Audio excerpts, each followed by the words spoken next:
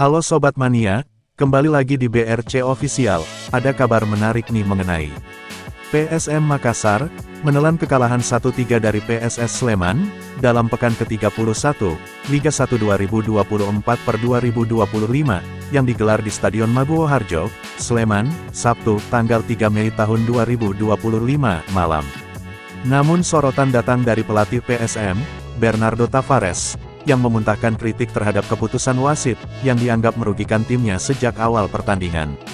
Perhatian utama PSM, tertuju pada kepemimpinan wasit Nendiro Haendi, serta penggunaan video asisten referee, VAR, yang membatalkan gol Yuran Fernandes di awal pertandingan. Sebelum memasuki ruang konferensi pers, pihak PSM membutuhkan waktu lama, untuk berbicara kepada media. Kemudian, Tavares dan Fernandes datang dengan membawa laptop, menunjukkan kepada awak media sejumlah tayangan ulang, yang menurutnya menunjukkan ketidakadilan dalam keputusan wasit. Kalian bisa lihat, para pemain bermain penuh dengan totalitas, dan saya melihat tim di lapangan, wasit memiliki pengaruh yang besar di pertandingan ini. Sebagaimana yang kalian lihat dalam video ini, ujarnya.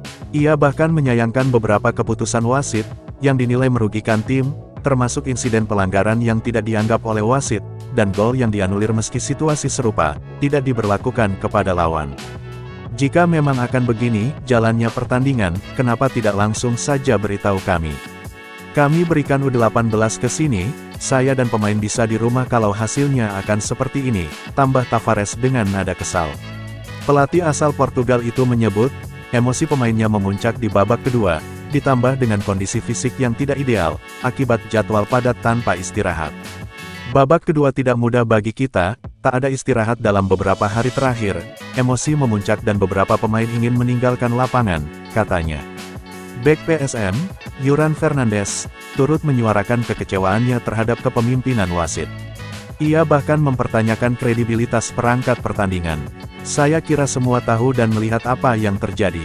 Wasit, dia datang ke sini dan melakukan pekerjaan untuk membantu PSS Sleman, ujar Yuran. Dalam komentarnya, Yuran menyebut kualitas wasit dalam pertandingan tersebut tidak mencerminkan standar kompetisi profesional. Dia tak layak di Liga 1, saya harap keluar hingga Liga 4. Wasit di sini tak punya guide, dan tak punya respek untuk kedua tim, tambahnya. Sempat memimpin lebih dulu, oleh gol Nermin Haljeta di menit ke-24, PSS membalas melalui Dominikus Dion, 26, Marcelo Chirino, 36, dan gol penutup dari Gustavo Tocantins, 60. Gol Yuran Fernandes pada menit ke-13, dianulir lewat intervensi VAR.